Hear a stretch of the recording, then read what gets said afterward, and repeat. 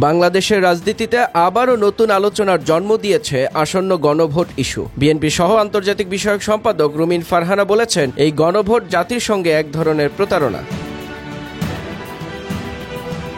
বৃহস্পতিবার রাতে এক বেসরকারি টেলিভিশনের টকশোতে অংশ নিয়ে তিনি বলেন, ২৭০ কার্যদিবস আলোচনার পরও যেসব বিষয়ে বিএনপি ভিন্নমত দিয়েছে সেই ডিসেন্টিং পয়েন্টগুলো স্পষ্ট না করেই আদেশ জারি করার চেষ্টা চলছে। তার ভাষায়, ভোটে যে প্রশ্ন থাকবে সেখানে আমাদের ভিন্নমতগুলো একেবারে উড়িয়ে দিয়ে সনদ ঘোষণা করা হচ্ছে। এটা জাতির সঙ্গে প্রতারণা, আর এই প্রতারণাকে আমরা না বলছি।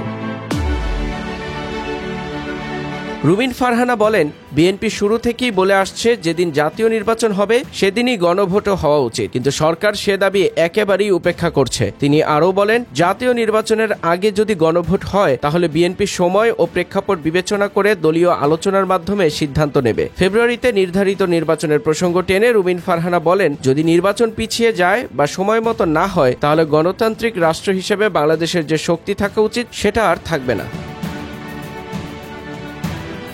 বিএনপির এই নেত্রী মনে করেন, গণভোটে যে সাংবিধানিক প্রশ্ন তুলছে সরকার তা সাধারণ মানুষের জীবনের সঙ্গে সরাসরি সম্পর্কিত নয়। তার মতে, মানুষ এখন ব্যস্ত নিত্য প্রয়োজনীয় জিনিসের দাম, খাবারের দাম, চিকিৎসা, শিক্ষা ও চাকরি নিয়ে। তাদের ভাবনা পরিবার টিকিয়ে রাখা যাবে কিনা, ওষুধ বা হাসপাতালে সেবা পাওয়া যাচ্ছে কিনা। তিনি বলেন, যখন জনগণ দেখবে গণভোটের বিষয় তাদের বাস্তব জীবনের সঙ্গে সংযুক্ত নয়, তখন না ভোটের জয় সম্ভাবনাই বাড়বে। গণভোটকে ঘিরে রাজনৈতিক অঙ্গনে নতুন করে তর্ক বিতর্ক শুরু হয়েছে। বিএনপির মতে, জাতির সঙ্গে কোনো ধরনের প্রতারণা তারা বরদাস্ত করবে না।